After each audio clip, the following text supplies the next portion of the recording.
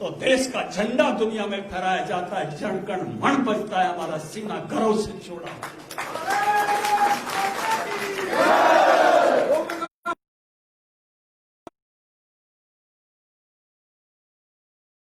है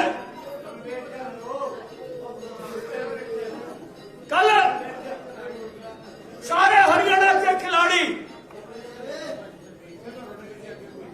कोई अर्जुन अवार्डी, कोई खेल रत्न, कोई भीम, कोई द्रोणाचार्य अवार्ड दिए हुए सारे खिलाड़ियों ने आके योगेश्वर दत्त को अपना समर्थन दिया है।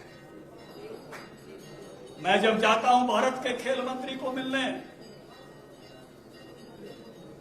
किरण रिजिजू भारत के खेल मंत्री हैं, अरुणाचल प्रदेश से आते हैं, भारत के सुदूर कोने में। जब एशियन गेम्स शुरू होते हैं, ओम प्रकाश धनखड़, हमारी नजर हरियाणा के खिलाड़ियों पे होती है कि सबसे पहले कोई मेडल लेके आएगा तो हरियाणा की माटी का जवान लेकर। अरे पहलवान तो हम सबके साझे हैं। हुड्डा साहब करियो के पैसे लेने का मेडल नहीं है, हमने नहीं मिला, लड़ाने में थे हम। किसी पर गोली चलाने का कोई नहीं है। ये तो वो वैल्यूज वाला खिलाड़ी है, जिस खिलाड़ी से जीत के आया उस खिलाड़ी की मृत्यु हो गई तो उसके आनंद हुड्डा ये बता दियो योगेश्वर दत्त के हल्के से आया, उड़े पे छान देगा मानस। और जब दूसरे आड़े का नाम लेना पड़ जाए तो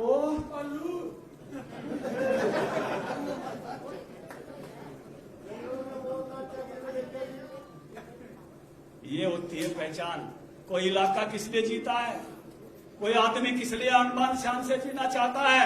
हर आदमी के दिल में, हर इलाके के दिल में एक आकांक्षा होती है, मेरी पहचान हो जाए, मेरे गांव की पहचान हो जाए, मेरे इलाके की पहचान हो जाए, मेरा मान हो जाए, मेरे इलाके का मान हो जाए, मेरा सम्मान हो जाए, मेरे इलाके का सम्मान हो जाए। योगेश्वर दत्त इलाके का सम्मान बढ़ाने वाला चाहिए।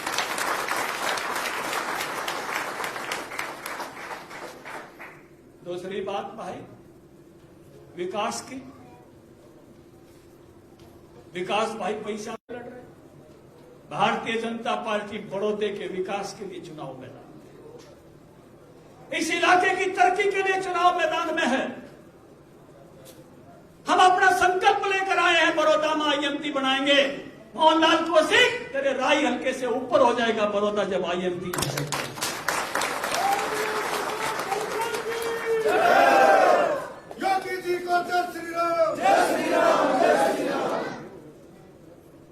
बुजुर्गों, नौजवान साथियों, इस इलाके ने बहुत पहले ये बात पहचानी थी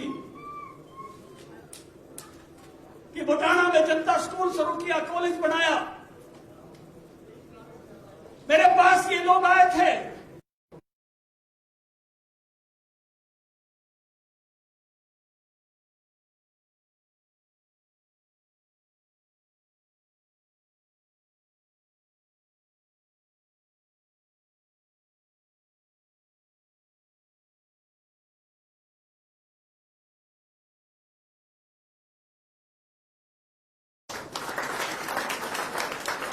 ये सरपंच साहब आए थे मेरे पास, सारे इकट्ठे हो आए थे ना।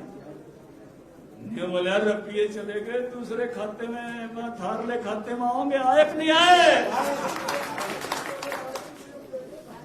सरपंच को अधिकार देते हैं हम काम करने का। पंचायत मंत्री की जिम्मेवारी थी पढ़ी लिखी पंचायत बना के अपने सरपंचों पे भरोसा किया था। 20-20 लाख तक रुपए सरपंचों को खर्च करने का अधिकार दिया था ये सरपंच। पहली बार किसान क्रेडिट कार्ड लेके आए थे, उससे पहले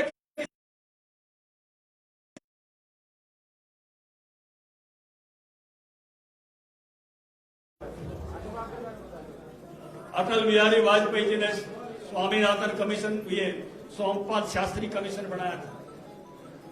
हमारी सरकार चली गई, कांग्रेस पार्टी ने सोमपाल शास्त्री को हटा दिया। अपने बागपत के इलाके थे सोमपाल शास्त्री जी, हैं बड़े अच्छे कृषि के विद्वान आदमी। कांग्रेस पार्टी का राज आ गया, हमारा कमीशन थोड़ी मानना था। सोमपाल शास्त्री जी को हटा के एमएस स्वामीनाथन कमीशन बनाया। स्वामीनाथन साहब बहुत बड़ी आदमी है, 95 साल की उम्र है उस आदमी की। भगवान उनकी सेहत बनाए रखे। स्वामीनाथन साहब ने 2 साल दिन रात मेहनत की।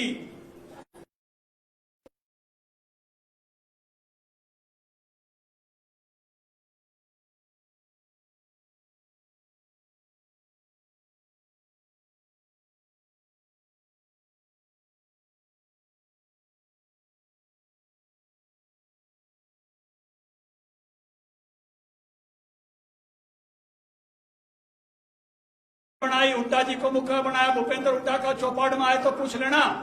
पहला ये सवाल पूछना, स्वामीनाथन कमीशन आपने बनाया था, आपकी सरकार ने बनाया था, लागू क्यों नहीं किया? दूसरा सवाल ये पूछ लेना कि आपकी लीडरशिप में एक कमेटी बनी थी, भूपेंद्र हुड्डा जी, बादल साहब उस कमेटी के मेंबर थे, नीतीश कुमार उस कमेटी के मेंबर थे, बुद्धा भट्टाचार्य उस कमेटी के मेंबर थे, और आपने दिसंबर 2015 तारीख को मनमोहन सिंह को रिपोर्ट सौंपी थी। आपकी रिपोर्ट का क्या हुआ? 550 रुपये बढ़ा हुआ है। दलहन तिलहन के 5000 रुपए तक बढ़े हुए हैं। अगर आप 500 रुपए को भी 30 क्विंटल धान से गुणा करोगे, उमेश शर्मा तो मंडी में जाता है, महेंद्र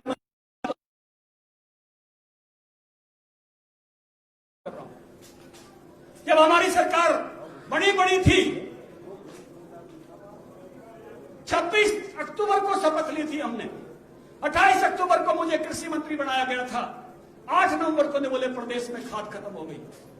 मेरे तो स्वागत हो रहे थे, मुझे तो पता भी नहीं था खाद कहां से आती है, तब तक नया मंत्री था।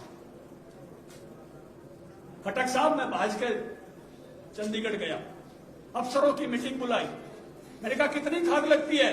बोले 11.5 लाख टन लगती है गेहूं सरसों फसल पे, और 8.5 लाख टन लगती है हरियाणा में धान आड़ी और बाजरे आड़ी फसल। मैंने कहा कितनी थी? बोला 35,000 टन। मां बाकी क्यों नहीं? बोला हुड्डा साहब ने धरी को नहीं। मां 35,000 टन कहां है? बोला वहां तो बांट दी। अब स्वर्ग में है, मैं आपके पीछे से उसकी बढ़ाई करना चाहता हूं आपके सामने। अनंत कुमार ने मुझसे कहा आपका बड़ा भाई फर्टिलाइजर मिनिस्टर है, खाद का मंत्री है, आपके प्रदेश में खाद की कमी नहीं आने दूंगा। बहुत बड़ी बात उस साथी ने कही। बुजुर्गों, नौजवान साथियों, अनंत कुमार मुझे कहने लगे कि रेल से जब हुआ फसल चल रही थी, खाद की कमी थी, तो दीपेंद्र ने नारा ला दिया, ईशा आया मोती फसल आओगी पोती, सुदेश तेरे याद।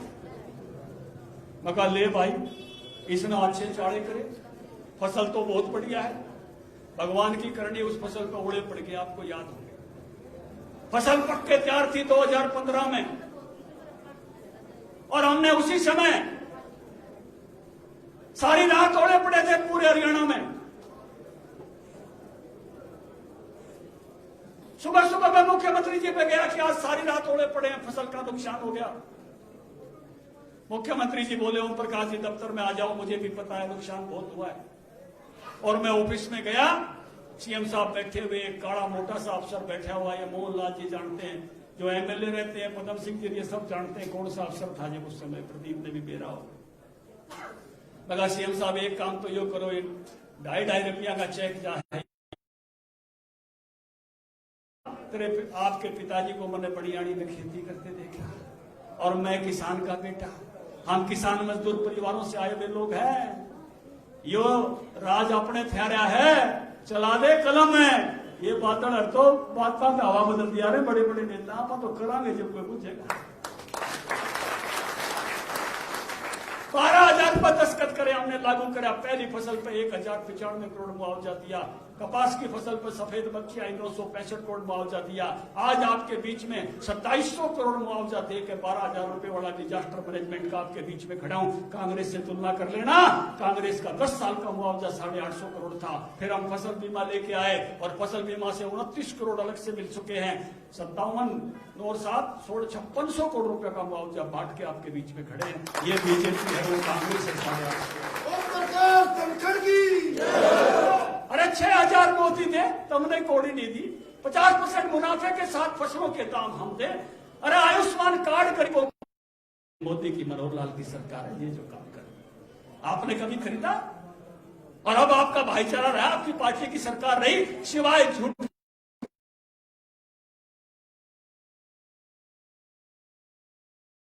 लड़ाएंगे, ऐसे व्यक्ति को लड़ाएंगे जिसको सब चाहते हो, दिल से चाहते हो, योगेश्वर दत्त को।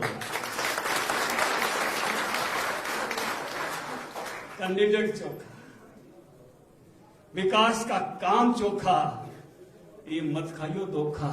ऐसे कैंडिडेट को विधानसभा भेज के आप में जब बटन दबाओगे, आपका